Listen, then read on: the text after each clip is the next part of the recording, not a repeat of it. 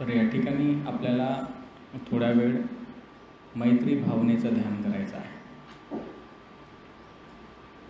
मैत्री भावनेचं ध्यान हे अतिशय महत्त्वाचं ध्यान आहे. या ध्यानामध्ये आपण स्वतःप्रती आणि इतर सत्वांप्रती मैत्री भावना करतो. मैत्री भावनेचं ध्यान करत असताना त्याचं जे आलंबन आहे, सत्व हे त्याचं आलंबन असते, प्राणीमात्र हे त्याचं आलंबन असते. आपण पाहतो की आपल्या अवतीभोवती अनगिनत सत्व आहेत, ज्यांची आपल्याला मोजदाद करता येत नाही. आणि म्हणून मैत्रीची भावनासुद्धा ही अप्रमेय असते, व्यापक असते. कशामुळे? कारण सत्व किंवा प्राणी यांची संख्या व्यापक आहे, मोठी आहे. आणि त्या सर्वच सत्वांना आपलं आलंबन समजत असल्यामुळे, ध्यानाचा विषय समजत असल्यामुळे हे ध्यान अप्रमेय या अर्थाने ओळखलं जाते. तर मैत्री भावना करत असताना आपल्याला आपल्या मनामध्ये सर्वप्रथम स्वतःप्रती मैत्रीभाव जागृत करावा लागतो. जोपर्यंत आपण स्वतःप्रती मैत्रीभाव जागृत करत नाही, तोपर्यंत आपण इतरांप्रती मैत्रीभाव जागृत करू शकत नाही. कारण मनामध्येच जर आपल्या वैर असेल, एखाद्या व्यक्तीप्रती दुर्भावना असेल, एखाद्या व्यक्तीप्रती बदल्याची भावना असेल, मग तो जवळचा नातेवाईक असेल, कोणी घरातलाच व्यक्ती असेल किंवा आपल्या शेजारचा व्यक्ती असेल, तर तो व्यक्ती मैत्री भावना नाही करू शकत. आणि जरी तो मैत्री भावना करत असेल तरी ती त्याची मैत्री भावना एक प्रकारे मर्यादित आहे, लिमिटेड आहे. मैत्री भावना करत असताना काही गोष्टींची काळजी घ्यावी लागते. सुरुवातीला जेव्हा आपली मैत्री भावना परिपक्व होत नाही, आपण बेसिक मैत्री भावना करत आहोत, सुरुवातच करत आहोत, आरंभ आहे आपला, तर त्यावेळेस काही गोष्टींची काळजी घ्यावी लागते. मैत्री भावना करत असताना आलंबन जेव्हा आपण निवडतो, तर त्यावेळेस जो आपला प्रिय व्यक्ती आहे त्याप्रती आलंबन घेऊन मैत्री भावना करायची नाही. कारण प्रिय व्यक्तीला डोळ्यासमोर आणून जर आपण मैत्री भावना केली तर त्या प्रिय व्यक्तीप्रती आपल्या मनामध्ये आधीच प्रेम असल्यामुळे किंवा आधीच जिव्हाळ्याची भावना असल्यामुळे आपली त्या व्यक्तीप्रती अटॅचमेंट किंवा आसक्ती ही काय होते? वाढते, विकसित होते. धम्म हा अटॅचमेंट किंवा आसक्तीला दूर करणारा आहे, परंतु अशा प्रकारे आपण केल्यामुळे काय होईल? आपली त्या व्यक्तीप्रतीची आसक्ती हे वाढेल. आणि आसक्ती वाढू नये म्हणून सुरुवातीला असं करता येईल. दुसरी गोष्ट, विषमलिंगी व्यक्तीला समोर करून मैत्री भावना करू नये सुरुवातीच्या काळात. कारण स्त्रीसाठी पुरुष आणि पुरुषासाठी स्त्री हे कामराग निर्माण करणारे असू शकतात. आणि जर असं असेल तर माणसाच्या चित्तामध्ये किंवा स्त्रीच्या चित्तामध्ये एखाद्या व्यक्तीप्रती चिंतन करत असताना कामभाव उत्पन्न होऊ शकतो, कामछंद उत्पन्न होऊ शकतो. आणि ते सुद्धा धम्माच्या साधनेमध्ये नुकसानदायक आहे. कारण कामछंदातून मुक्त होण्यासाठीच तर आपण साधना करतो, म्हणून तसंही करता येत नाही. तिसरी गोष्ट, एखादा मृत व्यक्ती असेल, मरण पावलेली व्यक्ती असेल, तर त्याप्रती आपण मैत्री भावना करू शकत नाही. म्हणजे आपल्या घरातील कोणी जवळचा व्यक्ती मरण पावला असेल, जर आपण त्याचं स्मरण केलं, त्याला मैत्री देतो म्हटलं, तर आपल्या मनामध्ये काय उत्पन्न होईल? शोक उत्पन्न होईल. त्याची आठवण आल्यामुळे, त्याच्या जुन्या पुराण्या गोष्टी आठवल्यामुळे आपलं मन दुःखी व्हायला लागेल. आणि दुःखी जर होत असेल मन, तर आपण मैत्री भावना करू शकतो का? नाही करू शकत. मग आपण रडत बसणार. तर त्याच्यामुळे मैत्री भावना होऊ नाही शकत. चौथी आणि महत्त्वाची गोष्ट अशी आहे की ज्या व्यक्तीचा आपण तिरस्कार करतो, ज्या व्यक्तीचा आपण द्वेष करतो, त्या व्यक्तीला मनामध्ये आणून आपण सुरुवातीला मैत्री भावना करू शकत नाही. कारण त्या व्यक्तीचं स्मरण जरी झालं तरी आपल्या डोक्यामध्ये काय उत्पन्न होईल? क्रोध उत्पन्न होईल, वाईट भावना उत्पन्न होईल.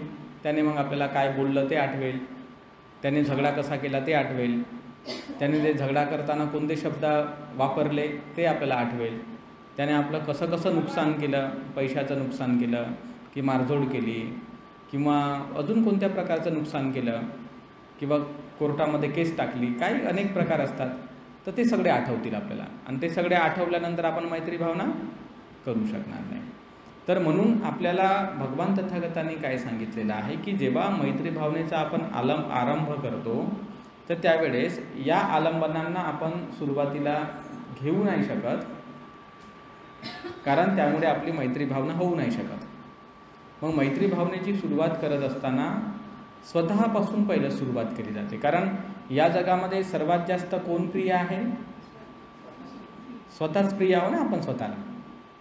जसं राणी मल्लिका आणि राजा प्रसेनजीत जेव्हा एक दिवस ध्यान करत बसले होते आणि ध्यान करत बसल्यानंतर त्यांच्या हे लक्षामध्ये आलं की अरे आपण तर स्वतःला प्रिय आहो. मग ते एकमेकांना जेव्हा भेटले तेव्हा ते म्हणाले की मला एक गोष्ट सुचलेली आहे.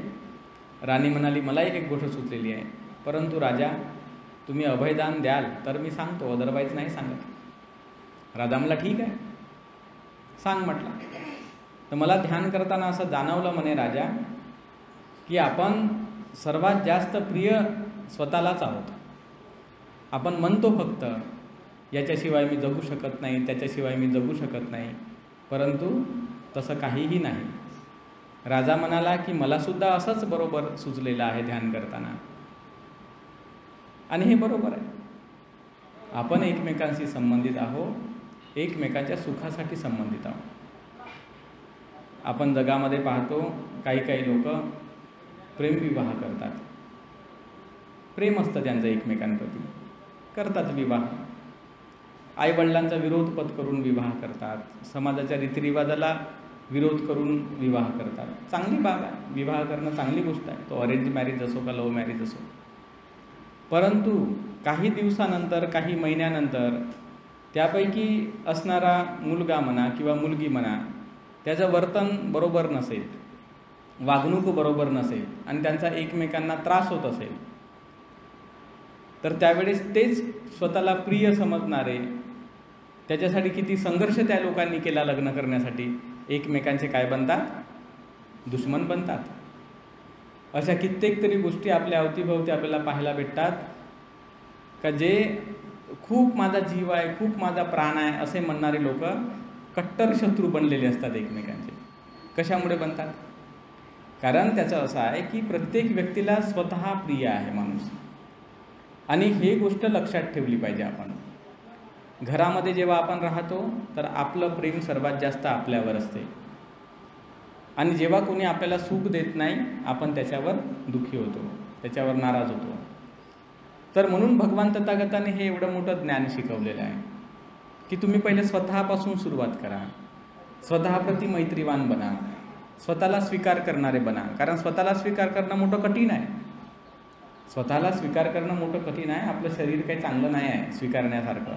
वेगवेगळ्या प्रकारच्या दुःखाने पीडित आहे ते, वेगवेगळ्या प्रकारच्या अडचणींनी पीडित आहे ते आणि अशा परिस्थितीमध्ये स्वतःला स्वीकारायचं म्हटल्यानंतर मोठं कठीण काम आहे. म्हणून भगवान तथागतांनी सांगितलं का पहिले तुम्ही स्वतःपासून सुरुवात करा. स्वतःपासून सुरुवात केल्यानंतर मग जे आपले प्रिय नातेवाईक आहेत, घरातले नातेवाईक आहेत, यांच्याकडे ते मैत्री प्रसारित केली पाहिजे. असं करता करता क्रमाक्रमाने मग संपूर्ण सत्वांमध्ये मैत्री प्रसारित केली पाहिजे. तर मैत्री करण्याची ही जी पद्धती आहे ती आपण लक्षात घेतली पाहिजे. याला शब्द कोणता वापरलेला आहे? भावना. भावना या शब्दाचा अर्थ काय होतो? अभ्यास. अभ्यास म्हणजे कसा? मेंटली, मानसिक पातळीवरचा अभ्यास करणे. आपल्या मनाला एक वळण लावणे. वळण लावतो आपण आपल्या मनाला. आपल्या मनाची जी भावना आहे किंवा ज्याला आपण भावना या ठिकाणी सेंटिमेंट या अर्थाने आलेला आहे हा शब्द. मैत्री भावनेच्या अंतर्गत अभ्यास या अर्थाने शब्द आलेला आहे. तर याच्यामुळे आपला जो सेंटिमेंट्स आहेत किंवा आपली जी एक प्रकारची चेतना आहे किंवा आपण त्याला काय म्हणतो आपल्या काय इमोशन आहे एक प्रकारची, तर इमोशनसाठी सुद्धा आपण आता भावना शब्द वापरतो. तर ती इमोशन किंवा इमोशनल लेवलवर, इमोशनल पातळीवर आपल्या मनामध्ये अशी मैत्री विकसित झाली पाहिजे आणि तो भाव आपण इतरांपर्यंत पोहोचवला पाहिजे. आणि हे सगळं मनोमय असते, मनामध्येच या सर्व गोष्टी आपल्याला करता आल्या पाहिजे. तर अशा पद्धतीने आपल्याला मैत्रीची जी साधना आहे ती करायची आहे आणि ती आपल्याला करता आली पाहिजे. तर ज्याचं जे थोडंसं विश्लेषण आहे किंवा थोडीशी माहिती आहे मी तुम्हाला या ठिकाणी दिलेली आहे. तर आता आपण प्रत्यक्ष मैत्रीचा थोड्या वेळ आपण अभ्यास करू. तर मैत्रीचा अभ्यास करत असताना आपलं शरीर, आपलं मन थोडं रिलॅक्स असणे गरजेचं आहे. आता या सेशनमध्ये आपण आनापानसतीचा अभ्यास केल्यामुळे आपल्याला थोडं शारीरिक शांती, शारीरिक प्रक्षुब्धता ही निर्माण झालेली आहे. आपलं मनसुद्धा आता पहिल्याच्या जसं सुरुवातीला तुम्ही आला असाल तर त्यावेळेस मन थोडंसं चंचल होतं, भटकणारं होतं, पण आता तसं त्याची जी तीव्रता आहे मनाच्या भटकण्याची वगैरे ती आता कमी झालेली आहे या 2 सेशनमुळे. तर मैत्री भावना करताना आता आपल्याला त्या शांततेचा चांगला उपयोग होतो. आपलं मन त्या विषयावर आपण लावून त्या प्रकारे आपल्याला ती साधना करायची आहे. तर ही साधना करत असताना जे शब्द उच्चारले जातात, वापरले जातात, तर त्या शब्दाचा अर्थ बरोबर समजून घ्यायचा आहे आणि तो अर्थ समजून आपल्यामध्ये ते आपल्याला पाहता आलं पाहिजे आणि त्या गोष्टी आपल्यामध्ये करता आल्या पाहिजे. तर मी शब्द उच्चारेन, त्याच्या पाठोपाठ मनामध्ये तुम्ही ते शब्द उच्चारायचे आणि थोड्या वेळासाठी, थोडा जो एक समय आहे बिलकुल 1-2 सेकंदाचा, ते स्वतःला फील करायचं. जसं आता उदाहरण आपण घेऊ, जसं मी वैररहित हो. आता मी वैररहित हो म्हणजे काय? म्हणजे याचा अर्थ आपल्यात वैर आहे, आपण वैर आहे म्हणूनच वैररहित हो म्हणतो की नाही. म्हणजे एखादी गोष्ट असते म्हणूनच आपण नसते म्हणतो. आहे आणि नाही हे रिलेटेड शब्द आहेत, एकमेकाशी संबंधित शब्द आहे. एखादी गोष्ट आहे म्हणूनच आपण म्हणतो नाही. जसं आता ही पेन आहे आणि मग आज ठेवली, पेन नाही. म्हणजे त्या वस्तूप्रती ह्या दोन्ही शब्द वापरलेले आहेत. म्हणजे याचा अर्थ मी वैररहित हो, याचा अर्थ वैर आहे, मनामध्ये वैर आहे, मग त्याच्या रहित व्हायचं आहे. मग कसं व्हाल तुम्ही रहित? वैररहित कसे व्हाल? त्याची पद्धत काय आहे, त्याची मेथड काय आहे वैररहित व्हायची? तर वैर हा जो शब्द आहे, आता मी आमच्या बुद्धिस्ट सायकोलॉजीच्या क्लासेसमध्ये किंवा बौद्ध मानसशास्त्राच्या क्लासेसमध्ये या प्रकारच्या खूप गोष्टी शिकवत राहतो आणि विस्ताराने लोक शिकतात त्या क्लासेसमधून.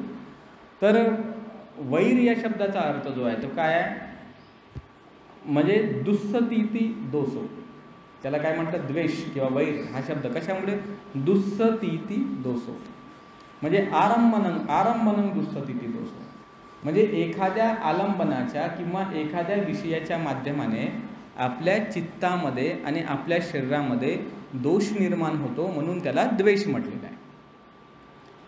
तर जसं आता उदाहरणादाखल एखाद्या व्यक्तीने आपला अपमान केला किंवा आपल्याला काही बोलला, तर तो व्यक्ती म्हणजे ते आलंबन म्हणजे विषय. मग ते एखादी वस्तू असू शकते, एखादा व्यक्ती असू शकते, एखादी घटना असू शकते, एखादा प्रसंग असू शकतो किंवा एखादे न आवडलेला रूप असू शकतं, शब्द असू शकतो, ते काहीही असू शकतं.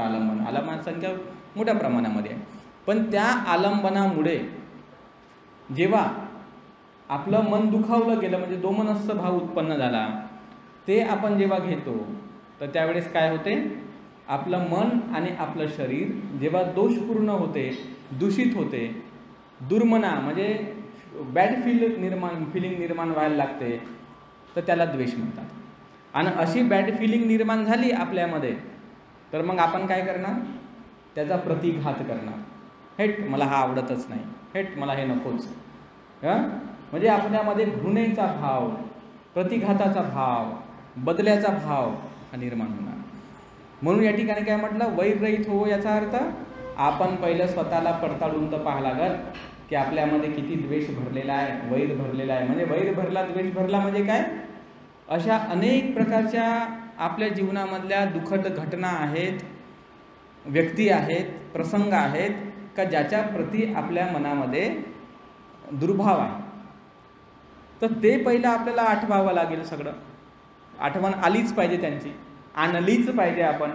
आणि जसं एखाद्या तुम्ही किचनमध्ये वेगवेगळ्या वस्तू असतात डब्यांमध्ये, तर तुम्हाला जर आठवलं का अरे हे काहीतरी पाहिजे आपल्याला, तुम्ही कसे डबे हुडकून पाहून ते वस्तू शोधता, तशासारखं तुमच्या मनाला हुडकून पाहावं लागेल. आता अरे कोणत्या वर्षीचा कोणता प्रसंग आहे, कोणाप्रती माझा झगडा होता, कोणाप्रती माझं भांडण होतं, कोणामुळे मी दुखावला गेलो, माझ्यामुळे कोण दुखावलं गेलं, तर त्याचे सिम्पटम्स, त्याच्या आठवणी, त्याच्या मेमरीज आपल्या मनामध्ये भरलेल्या आहेत. आणि आपण कसे लोक मोठे घाबरट, मोठे भयभीत पळ काढतो आपण प्रसंगांपासून, फेस नाही करत स्वतःला, स्वतःच्या आठवणींना फेस नाही करत, पळ काढतो आपण. जाऊ दे ना म्हणते, काय आठवायचं आहे म्हणते, ते दुःखद प्रसंग आठवून का करायचा आहे म्हणते. आणि असं म्हणू का होते, ते आपल्या मनामध्ये आपण ते एक प्रकारे गाठी बनवून ठेवतो त्याच्या. आणि त्या गाठी बनवून ठेवल्या का समोरच्या त्या व्यक्तीप्रती आपला जो द्वेष आहे, दुर्भाव आहे, ते कमीच नाही होत, मरेपर्यंत कमी नाही होत. त्या घटनेप्रती, त्या वस्तूप्रती द्वेष आहे, दुर्भाव आहे, तो मरेपर्यंत कमी नाही होत. का नाही झाला तो कमी? कारण तुमच्या मनामध्ये जे एक आठवण किंवा एक गाठ बनवून तुम्ही ठेवली, ती तुम्ही खोललीच तर नाही का, त्याचं म्हणजे त्याला पिंजूनच तर नाही काढलं, त्याला अलग अलगच नाही केलं, त्याला बरोबर समजूनच तर घेतलं नाही. आणि त्या प्रसंगामध्ये, त्या घटनेमध्ये तुम्ही बुद्धीच निर्माण नाही केली, मैत्रीच निर्माण नाही केली, क्षमाच निर्माण नाही केली, समजदारीच निर्माण नाही केली. कारण मैत्री, क्षमा, समजदारी हे एकाच गोष्टीमध्ये जुळणाऱ्या गोष्टी आहेत. मैत्री आणि क्षमा हे एकत्र असतात, एकाच नाण्याच्या दोन बाजू असतात त्या. ते आपण केलंच नाही ना. आपण मनापासून स्वतःची माफी मागितली ना, मनापासून दुसऱ्याला माफ केलं. तर त्याच्यामुळे काय झालं, ती गाठ जी आहे तशानं तशीच मनामध्ये आहे. आठवण्याचा प्रयत्न केला का मग दुःख, दुःस्थिती, परत मानसिक आणि शारीरिक दुःख, पीडा, त्रास जो आपल्या शरीरामध्ये. म्हणून याचा परिणाम येताना म्हटलेला आहे. आमच्या वर्गात आम्ही शिकवतो चित्ताचे परिणाम कसे येतात. त्याच्यामध्ये काय म्हटलेलं आहे, त्याला काय सहगत, म्हणजे जे कायाशी संबंधित दुःखद संवेदना निर्माण होतात त्या गोष्टीमुळे. जेवढ्याही दुःखद संवेदना शरीरात निर्माण होतात ते द्वेषाच्या चित्तामुळे उत्पन्न होतात, वैराच्या चित्तामुळे उत्पन्न होतात. आणि म्हणून भगवान बुद्ध काय म्हणतात, मी वैररहित होवो. तर जसाही तो आपण शब्द वापरतो का, मी वैररहित होवो, तेव्हा काय झालं पाहिजे, आपल्याला ते आठवलं पाहिजे. आणि आठवून आपल्याला त्याची छानबीन करता आली पाहिजे. मी व्यापादरहित होवो, क्रोध आठवला पाहिजे का आपण कसे चिडचिड करतो, पटणं कोणावर तरी रागावतो, पटणं कोणाचं तरी मन दुखवतो, पटणं कोणता तरी टोमनाच मारून देतो, पटणं काहीतरी बोलूनच टाकतो. समोरच्याचं मन दुखते त्याच्यामुळे, समोरच्याला वाईट वाटते त्याच्यामुळे, तो विनाकारण आपला दुश्मन बनतो.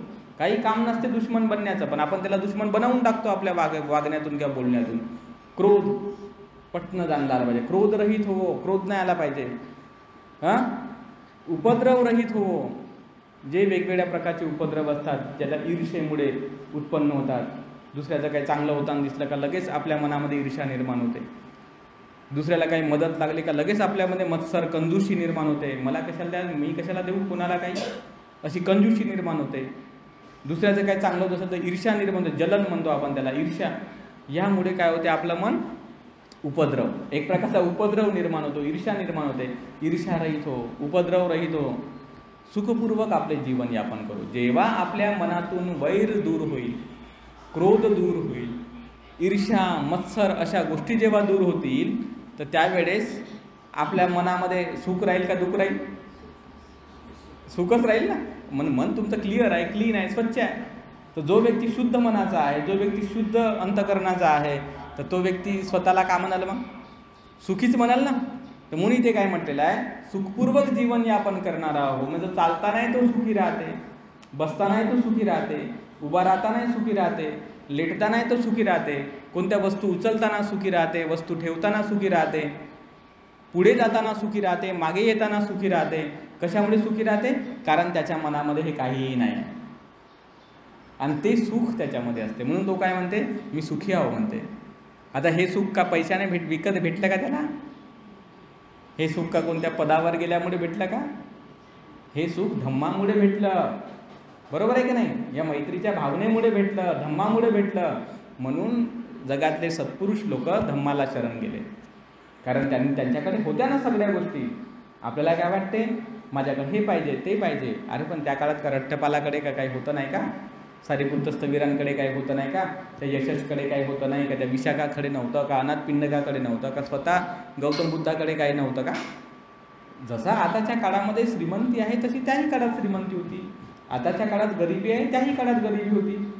म्हणजे पैशाने ज्या वस्तू खरेदी केल्या जातात त्याही काळामध्ये खरेदी केल्या जात होत्या. मग एवढं सगळं असूनही त्यांना माहीत होतं ना त्याची आपली एक मर्यादा आहे ना, गोष्टींची मर्यादा आहे की नाही. पैशाने आपण सगळं नाही घेऊ शकत. एक मराठी मूवी आहे, तुम्ही तो पाहिलाही असेल, नसीबवान नावाचा. पाहिला का? आपला भाऊ कदमचा मस्त मूवी आहे तो. त्याच्यामध्ये काय होते, तो एक ठिकाणी जातो साफसफाई करायला, त्याला नाही का असा मारतो झाडू, तर मग तो छिद्र पडते. मग हात लावून बघतो ते पैसे असतात, 500-500च्या नोटा. मग तो रोज आपला पैसे आणत जाते. मग सोनं घे, चांदी घे, दारू पे, एका दुसऱ्याच बाईच्या मागं लागून जाते. आता पैसा आहे, करल काय तो. शेवटी दुर्गती होती त्याची बायको त्याला सोडून चालली जाते, का मूर्खासारखा वागत आहे म्हणून. एकटा पडते शेवटी. ते नोटबंदी झाल्यामुळे ते पैसे गायब होऊन जातात. म्हणजे बघा बरं, पैशाने काय भेटते? वस्तूच भेटू शकतात. मानसिक शांती भेटेल का? शील भेटेल का? समाधी भेटेल का? प्रज्ञा भेटेल का? तर म्हणून भगवंताने हे शिकवलं ना आपल्याला, का मैत्री भावना करा, आनापानसतीचं ध्यान करा, किंवा बाकीच्या गोष्टी शिकवल्या की नाही. कशासाठी शिकवल्या त्या? आपल्या मानसिक शांतीसाठी, मानसिक सुखासाठी. कारण शरीराला लागणारी सुख सुविधा या आपल्याला वस्तूंच्या रूपाने भेटतात. जसं आता तुम्हाला इथे चांगले उशा भेटलेल्या आहेत बसण्यासाठी, ठीक आहे ना. उशा आपण फुकट आणल्या का? पैशानेच आणल्या. आपल्याला एवढं चांगलं बुद्धविहार बनवलं आपण, फुकट बनलं का? पैशानेच बनलेलं आहे. फॅन पैशाने आणला, लाईट पैशाने आणला, घडी पैशाने आणली, भगवान बुद्धाची मूर्तीही पैशानेच आणली, टेबलही पैशानेच आणला, माईकही पैशानेच आणला, सगळी गोष्ट आपण पैशानेच आणली. परंतु या आसनावर आणि सगळ्या अवतीभोवती पैसाच आहे ना. हा फक्त रूपांतरण झालेलं आहे पैशाचं. बरोबर आहे का नाही? रूपांतरण झालं. आता ते पैसे दिसत नाही, पैशाच्याच त्या वस्तू आहे, म्हणजे पैसाच आहे. आपण लाखो रुपयाच्या वास्तूमध्ये बसून आहो, म्हणजे लाखो रुपयामध्ये बसून आहो समजा, अवतीभोवती पैसेच पैसे आहे. पण ध्यानाला बसल्याच्या नंतर जे माणसाचं मन भटकत आहे, त्याचं काय कराल तुम्ही? ध्यानाला बसल्यानंतर तुमचे हात पाय दुखतात, त्याचं काय कराल मग तुम्ही? आहे तुमच्याकडे पैसेच पैसे आहेत, परंतु त्याच्यानं दूर होते का ते दुःख? नाही होत ना. त्यासाठी वेगळी टेक्निक अवलंबावी लागेल की नाही. मग भगवान तथागताने सांगितलं का ते जे दुःख तुम्ही तुमच्या शरीरामध्ये अनुभव करता ते दूर कसं होईल. तुम्ही ते दुःख तुमच्या मनात अनुभव करता ते दूर कसं होईल. आणि त्याच्यासाठी तर भगवान बुद्धांनी मेडिटेशन शिकवलं, ध्यान शिकवलं. मग सर्वात जास्त दुःख कशामुळे उत्पन्न होते? वैरामुळे. जेवढा आपल्या मनामध्ये वैर राहते इतरांप्रती, स्वतःप्रती, लगेच चिडचिडपणा, लगेच हे, तर लगेच आपलं शरीर दुखायला लागते. आणि म्हणून भगवान तथागत म्हणाले की नाही, तुम्ही मैत्री भावना करा, स्वतःप्रती तुम्ही मैत्रीवान बना. आणि स्वतःप्रती एकदा तुम्ही मैत्रीवान बनणं सुरू करता, मग जी शांती भेटते, मनाला सुख भेटते, मग तुम्ही दुसऱ्यांप्रती मैत्री भावना करू शकता. इथे तुम्ही स्वतःप्रतीच मैत्री भावना ठेवलेले लोक नाही, तर दुसऱ्यांप्रती मैत्री भावना करणं म्हणजे काय आहे? ते गाणं म्हणणं आहे. त्याला काय म्हणतो मी? गाणं म्हणणं म्हणतो मी. का? त्याला सुरात म्हणता तुम्ही, सबका मंगल होय रे, सबका मंगल होय रे. अरे स्वतःचंच मंगल कसं करायचं समजलेलं नाही आहे, ते कसं होते ते माहीत नाही आहे, स्वतःला सुखशांती प्राप्त करता आलेली नाही आहे, स्वतःला चारित्र्यवान नाही बनवता येत आहे, प्रज्ञावान नाही बनवता येत आहे, डोळे बंद केल्याबरोबर आपल्या मनामध्ये, शरीरामध्ये एक शांती अनुभव करता येत नाही आहे, तर दुसऱ्यांना काय आपण सुखी करणार आणि काय समजणार आहे तो मार्ग दुसऱ्यांना सांगण्यासाठी? बरोबर आहे का नाही? म्हणून भगवान तथागतांनी काय केलं? सुरुवातच स्वतःपासून केली. आणि याच बाबतीची नाही, शीलाच्या बाबतीतही सुरुवात स्वतःपासून आहे. स्वतः शीलवान बनाल तर नंतर दुसऱ्याला सांगा म्हणे भगवान. स्वतः तुम्ही अरहत बना, नंतर दुसऱ्याला अरहत बनण्याचा मार्ग सांगा. तुम्ही स्वतः अरहत बनायचंच नाही, दुसऱ्यांना सांगत फिरायचं, काही अर्थ नाही म्हणे त्या गोष्टीमध्ये. भगवान बुद्ध म्हणे की नाही, ज्याप्रमाणे एखादा गायकी असतो, गायकी, तर तो काय करतो? दुसऱ्यांच्या गायी राखतो. तो स्वतः दूधही नाही पिऊ शकत, तो दही नाही खाऊ शकत, तुपही नाही पिऊ शकत, काहीच नाही, दुसऱ्याच्या गायी राखतो. भगवान म्हणले दुसऱ्याच्या गायी राखून करता काय? हे दुसऱ्याच्याच गायी आहेत ना. भगवान बुद्धाचं ज्ञान, बाबासाहेब आंबेडकरांचं ज्ञान, गोयंका गुरुजीचं ज्ञान, हे दुसऱ्याच्या गायी होती आवाल्या. आपण राखण करत आहोत त्याची.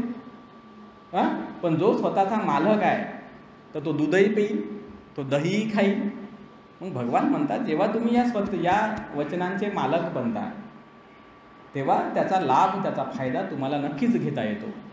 म्हणून भगवान तथागतांनी सांगितलं की स्वतः तुम्ही ते जोपर्यंत पूर्णपणे आत्मसात करत नाही तोपर्यंत इतरांना सांगू नका.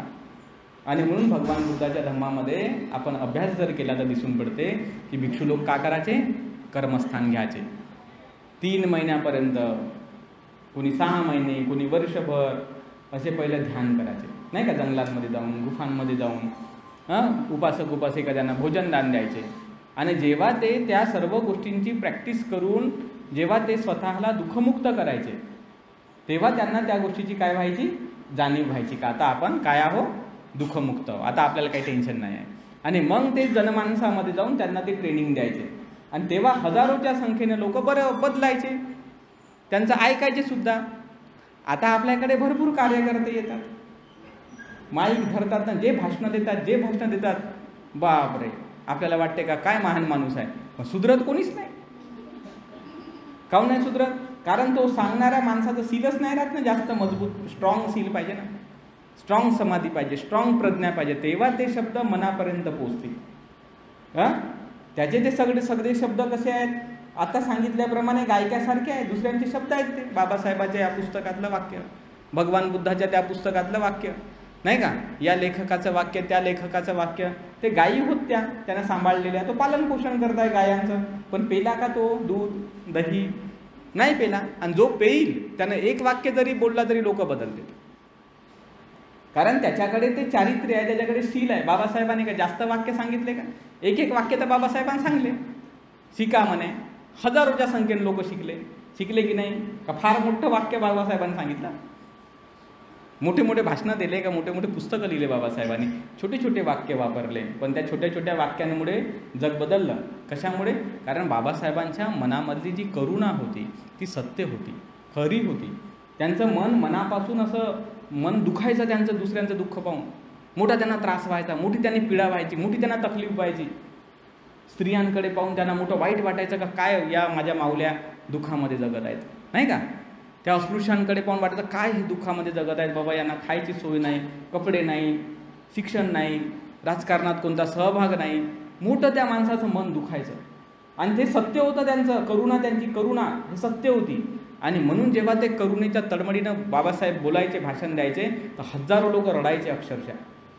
त्या परिस्थितीचं बरोबर ते हे सांगायचे का कशी तुमची सिच्युएशन आहे, कशी बदलता येईल काय. तेव्हा लोक बदलले की नाही? म्हणून भगवान बुद्धाने आपल्याला काय सांगितलं, पहिलं स्वतः बदला, मेहनत घ्या स्वतःवर, काही महिने, काही वर्ष. आणि जेव्हा तुम्ही स्वतः बदलाल, स्वतः तुम्ही त्यामध्ये ते गुण येतील, त्या प्रकारच्या गोष्टी येतील, तर मग लोकांना बदला म्हणून सांगा नाही लागत. तुमच्याकडे पाहता पाहता आणि चालता बोलताच लोक बदलतात. तुमचं बलच तेवढं राहते, शक्तीच तेवढी नाही तयार होते, नाही का. मग त्याच्या सानिध्यात जरी एखादा माणूस जरी गेला तर तो ऑटोमॅटिकच त्याच्याकडे चालता बिलता पाहता पाहताच तो सुधारायला लागते, कारण शक्ती आहे त्याची. जसं फुलाच्या सानिध्यात गेल्याबरोबर फुलाचा सुगंध आपण अनुभवतो, लाईटाच्या सानिध्यात गेल्याबरोबर त्याचा प्रकाश आपण अनुभवतो, तसं तुम्ही सत्पुरुषाच्या सानिध्यामध्ये गेल्याच्यानंतर त्या सत्पुरुषाचे चांगले गुण आहेत ते तुमच्या मनापर्यंत पोहोचतात. म्हणून भगवान तथागत काय म्हणतात की स्वतः पहिलं वैररहित बना, द्वेषरहित बना, क्रोधरहित बना, ईर्ष्यारहित बना, आणि ते बनल्याच्यानंतर मग दुसऱ्यांप्रती भावना करा.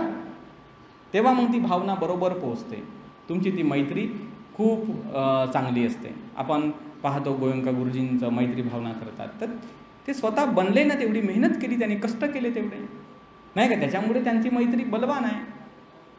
बरोबर आहे का नाही? बाबासाहेब आंबेडकरांची करुणा, त्यांची मैत्री बलवान आहे, कारण त्यांनी ते तेवढी प्रॅक्टिस केली, कारण त्यांनी त्या गोष्टींना जाणलं आणि दुसऱ्यांना त्या गोष्टी देण्याचा प्रयत्न केला. तर म्हणून मैत्री भावना करताना काय करावं लागते, स्वतःपासून सुरुवात करावी लागते आणि हळूहळू मग इतरांप्रती ते मैत्रीभाव जे आहे ते वाढवावे लागते. तर ठीक आहे, हे तुम्हाला समजलं आता मैत्री भावना कशी करायची, त्याचा काय अर्थ राहतो. तर आता आपण थोड्या वेळासाठी या ठिकाणी मैत्री भावना करूया. सर्वांनी आपल्या ध्यानाच्या आसनामध्ये बसायचं आहे.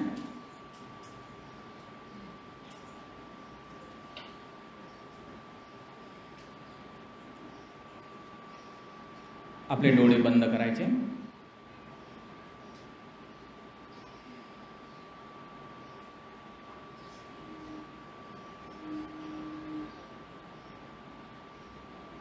आपलं संपूर्ण लक्ष नाकाच्या दिशेने, अगदी स्मृतीपूर्वक श्वास घ्यायचा, स्मृतीपूर्वक श्वास सोडायचा.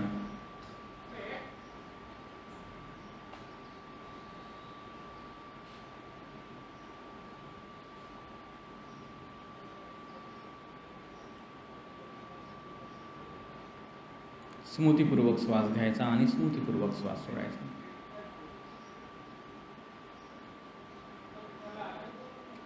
स्मृतीपूर्वक श्वास घेताना आणि स्मृतीपूर्वक श्वास सोडताना आपल्या शरीराला थोडं रिलॅक्स अनुभव करायचा, शांत अनुभव करायचा. स्मृतीपूर्वक श्वास घेताना, स्मृतीपूर्वक श्वास सोडताना आपल्या शरीराला रिलॅक्स अनुभव करायचा, शांत अनुभव करायचा.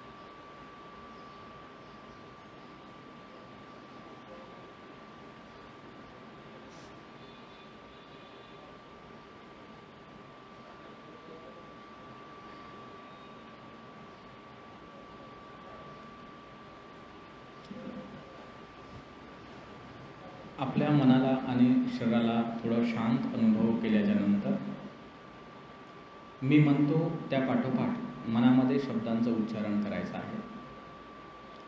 शब्दाचं उच्चारण करत असताना त्या शब्दाशी संबंधित असणारी जी माहिती आहे ती आपल्या मनामध्ये आपल्याला परताळून पाहता आली पाहिजे. आणि जर आपल्या जीवनामध्ये काही अशा घटना आहेत का ज्यामध्ये आपण इतरांप्रती चुकीचं वागलो, तर त्यावेळेस आपण त्या व्यक्तीची क्षमा मागितली पाहिजे मनामध्ये, का माझं चुकलं, मला माफ करा. किंवा इतरांनी कोणी आपल्याप्रती चुकीचं केलं असेल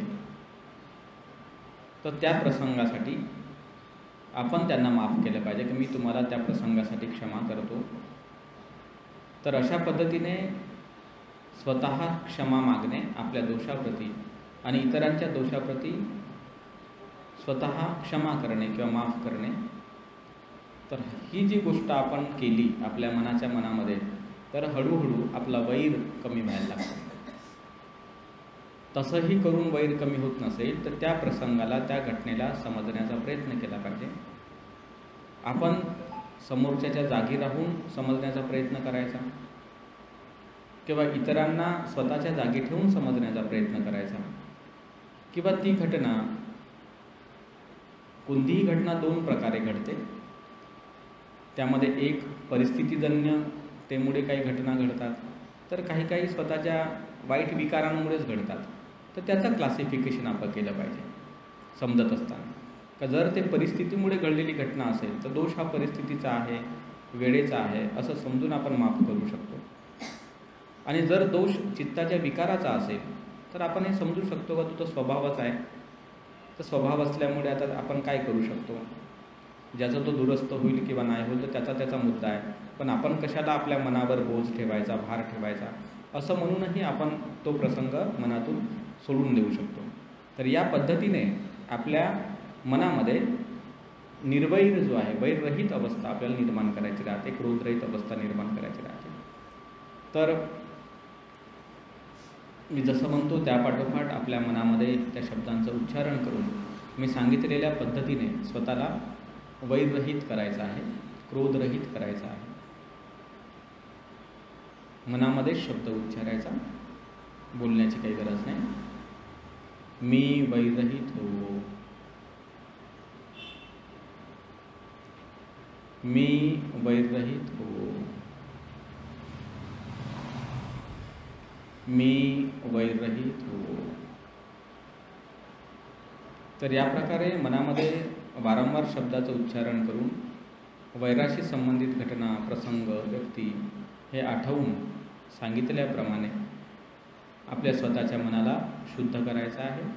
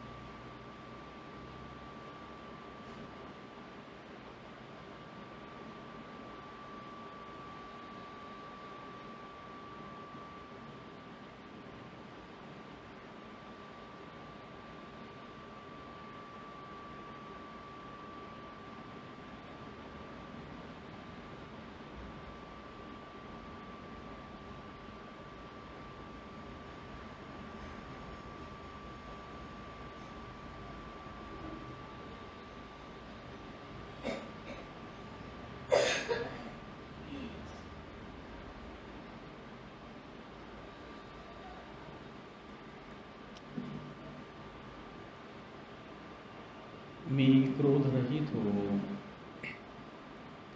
मी क्रोधरहित हो,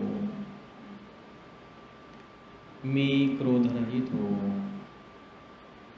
वर्तमान क्षणांमध्ये जो काही आपल्या मनामध्ये क्रोध निर्माण होतो त्या पद्धतीने लक्षात घ्यायचा आहे. मी क्रोधरहित हो.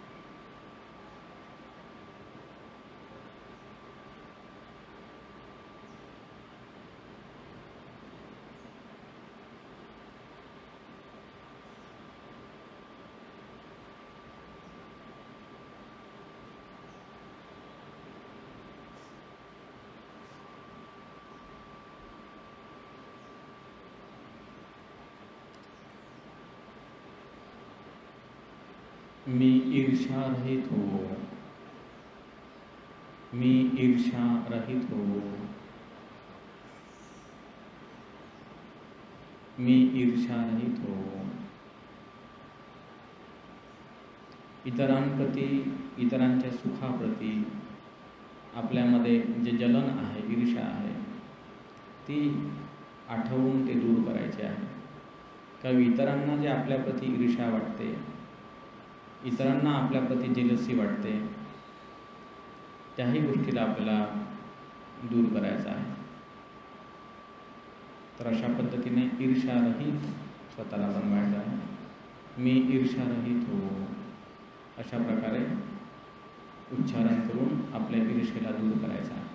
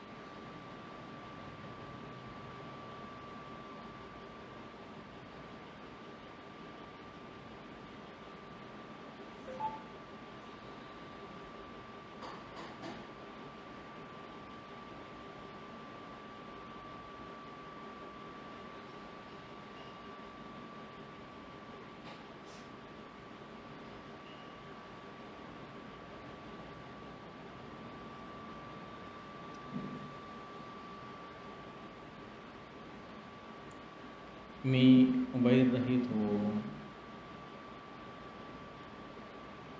मी क्रोध रहित हो, मी ईर्ष्या रहित हो,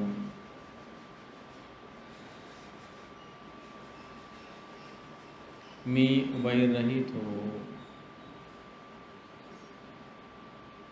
मी क्रोध रहित हो, मी ईर्ष्या रहित हो।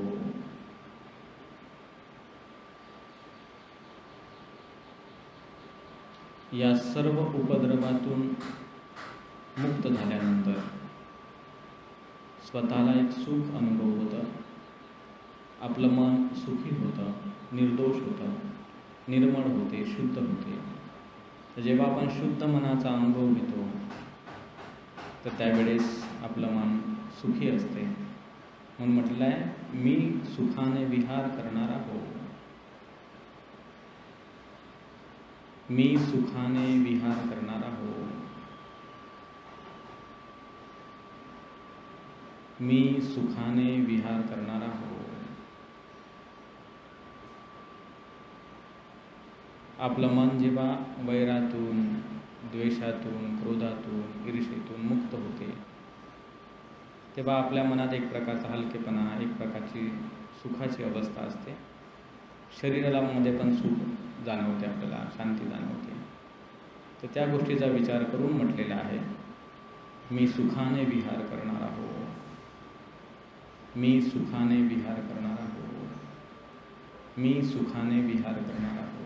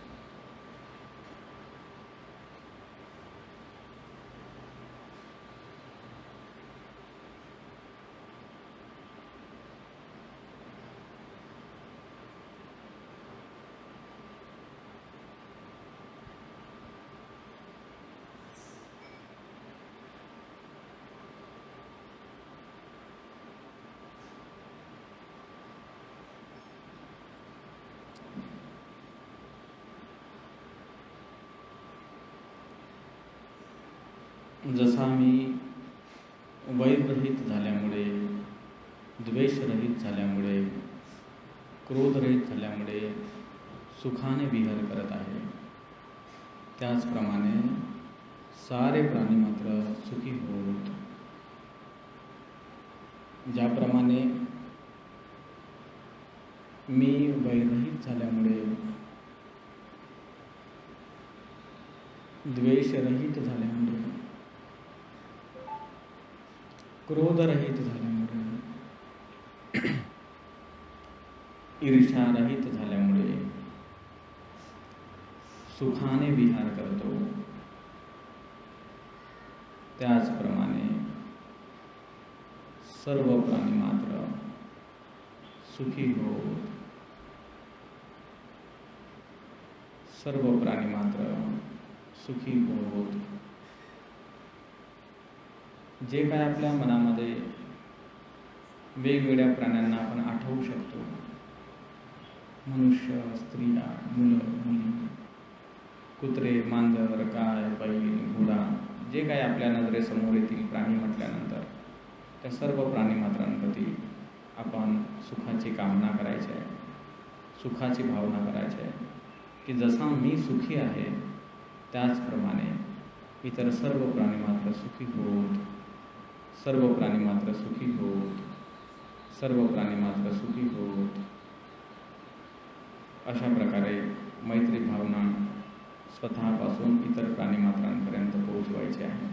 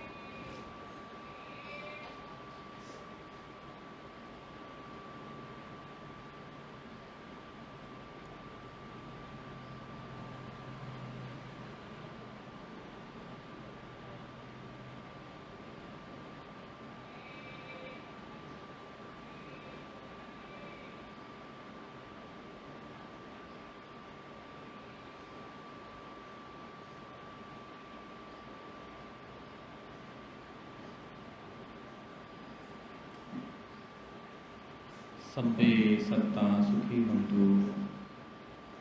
सर्व प्राणी मात्र सुखी होत. सर्व प्राणी मात्र सुखी होत. असं आपल्या मनामध्ये उच्चारण करीत आपलं मैत्री चित्त उत्पन्न करीत अगदी स्मृतीपूर्वक श्वास घ्यायचा, श्वास सोडायचा. स्वतःप्रती मैत्री आणि इतर प्राणीमात्रांप्रती मैत्री उत्पन्न करीत श्वास घ्यायचा, श्वास सोडायचा.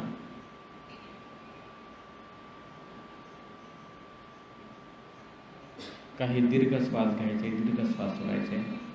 स्वतःच्या शरीराला रिलॅक्स, अगदी शांत अनुभव करायचा. संपूर्ण मनामध्ये मैत्रीची भावना अनुभव करायची. इतर प्राणीमात्रांप्रतीही मैत्रीची भावना अनुभव करायची. आणि श्वासांप्रती सजग होऊन, जागृत होऊन अगदी हळुवारपणे डोळे उघडायचे, डोळ्यांचे उघडझाप करायचे. डोळे उघडल्यानंतरही स्वतःप्रती आणि इतर सर्वांप्रती मैत्रीचा भाव, मैत्रीची सेंटिमेंट्स किंवा इमोशन हे आपल्यामध्ये कायम ठेवायचे, जतन ठेवायचे. तर या ठिकाणी आपण जी मैत्रीची भावना केलेली आहे, आनापान सतीचा अभ्यास केलेला आहे, दिवसभरापर्यंत पंचशिलाचं पालन केलेलं आहे. हे जे महान पुण्य संपादन केलं, या पुण्याचं आपण अनुमोदन करूया आणि अनुमोदनाच्या गाथांनी आपल्या या ध्यान शिबिराचा किंवा ध्यान वर्गाचा अंत करूया किंवा समाप्ती करूया. एतावता सतुं मे हि संपदं पुण्यसंपदं सब्बे देवा अनुमोदन्तु सब्बसम्पत्तिसिद्धिया. दानं ददन्तु सद्धाय शीलं रक्षन्तु सर्वदा. भावनाभिरता हुन्तु गच्छन्तु देवतागता. सब्बे बुद्धा बलवत्ता पच्चेकानं स्वयं बलम्. अर्हन्तानं च तेजेन रक्षं वन्दामि सब्बसु. आकाशता च भूमट्ठा देवा नागा महित्तिका. पुय्यन्तम् अनुमोदित्वा चिरं रक्षन्तु शासनम्. आकाशटा च भूमट्ठा देवा नागा महित्तिका. पुय्यन्तम् अनुमोदित्वा चिरं रक्षन्तु देशनम्. आकाशटा च भूमट्ठा देवा नागा महित्तिका. पुय्यन्तम् अनुमोदित्वा चिरं रक्षन्तु तं परन्ति. भवतु सर्वमङ्गलं रक्षन्तु सर्वदेवता. सर्वबुद्धानुभावेन सदा सुखी भवन्तु ते. भवतु सर्वमङ्गलं रक्षन्तु सर्वदेवता. सर्वधर्मानुभावेन सदा सुखी भवन्तु ते. भवतु सर्वमङ्गलं रक्षन्तु सर्वदेवता. सर्वसङ्घानुभावेन सदा सुखी भवन्तु ते. साधु साधु. सर्वांना